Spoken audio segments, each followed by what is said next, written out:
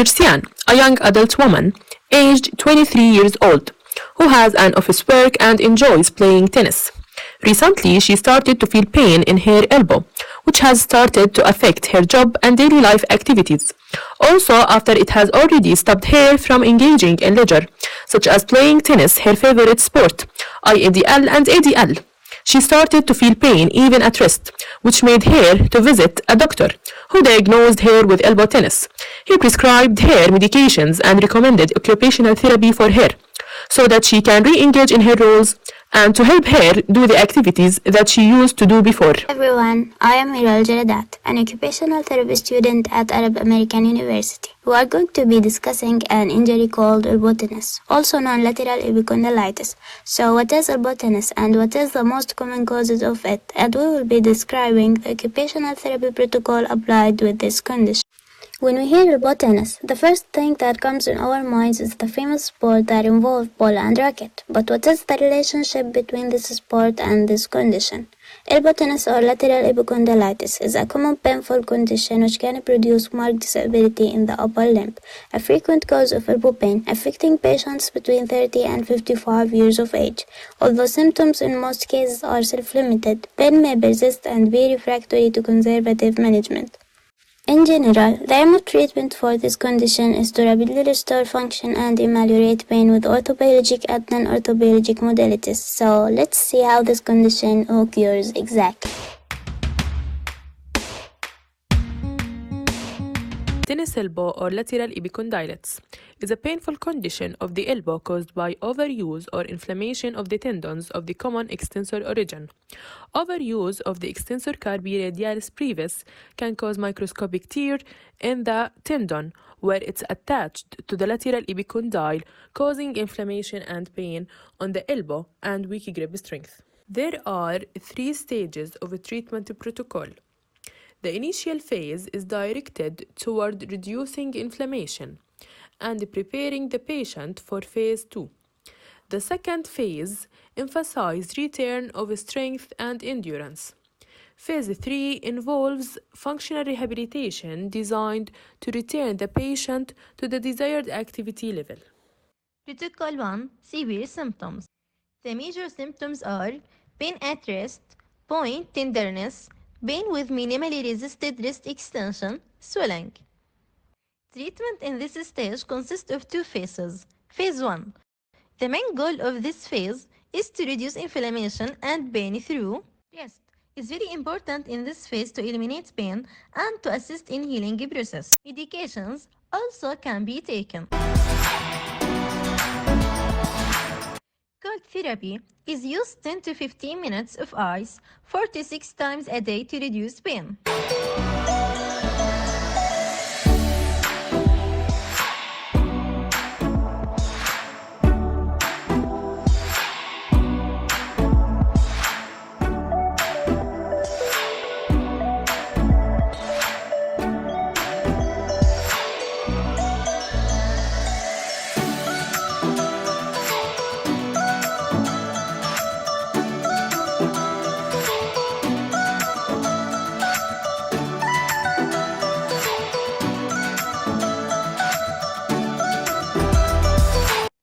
Passive range of motion. The primary goal of passive range of motion is to decrease the complications that would occur with embolization, such as adhesion and contracture formation and dislocated circulation, to eliminate pain and to assist in healing process.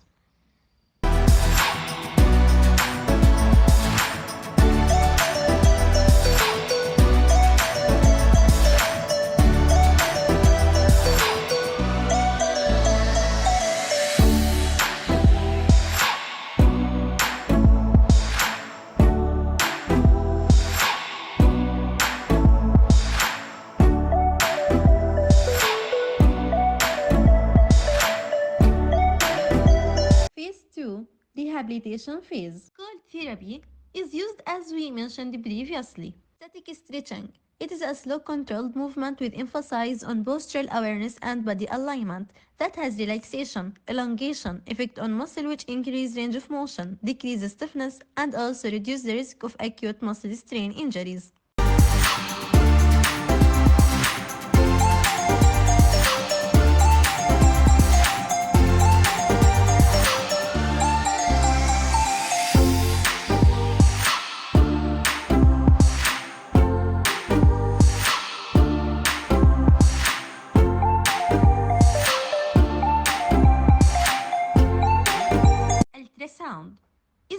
to reduce or control pain and increase circulation, which assists in healing.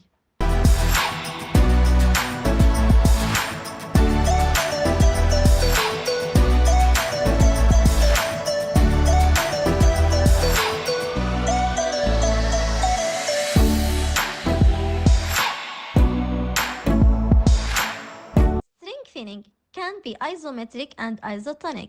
In this phase, we are going to apply isometric strengthening that aim to 1. Increase the strength of connective tissue, 2. Enhance muscle performance.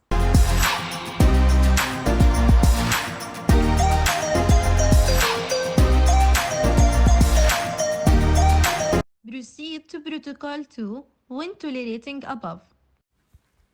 Protocol 2. Mild to moderate symptoms. The major symptoms are pain with activity only, minimal point tenderness, minimal pain with resisted wrist flexion and extension, no motion loss. Treatment in this stage consists of two phases. Phase 1 aims to reduce inflammation. In this protocol, we do as in the first protocol. Phase 2, cold therapy, ultrasound,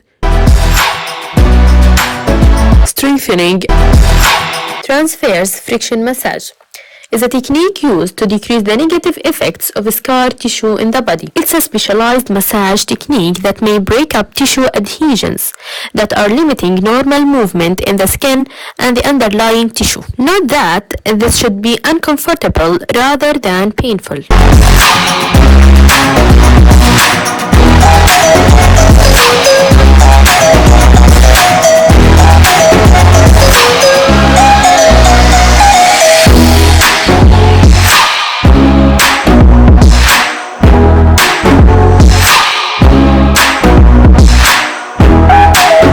Protocol 3.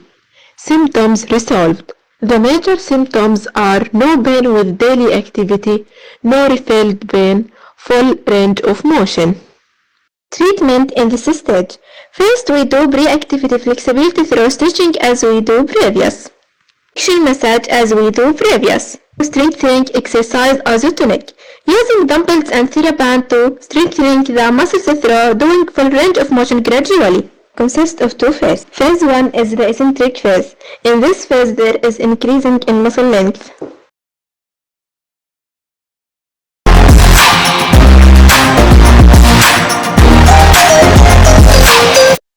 Phase 2 is concentric phase. In this phase, there is decrease in muscle length.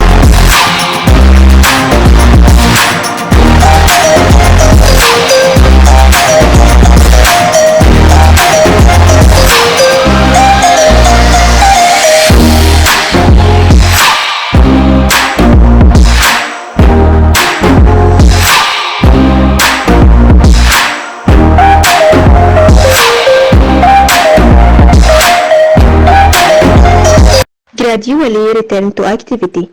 Strengthening the muscles through doing full range of motion.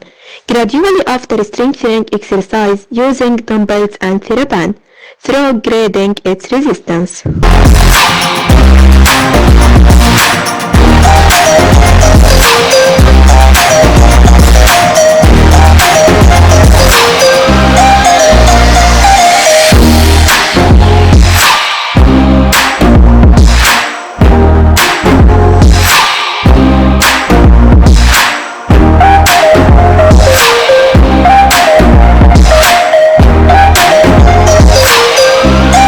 Counter-force bracing.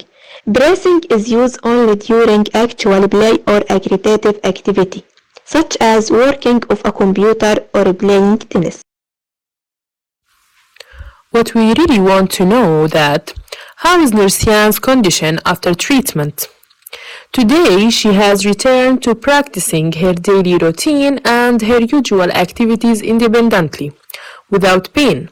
She becomes more careful and uses body mechanics, and sure she returns to her favorite sport, tennis, with full energy to start exciting matches as past.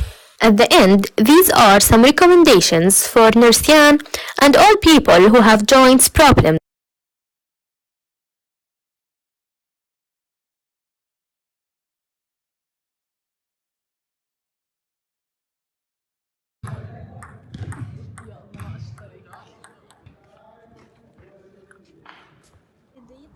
عشان يقدر يصور فيديو. كيف دينك؟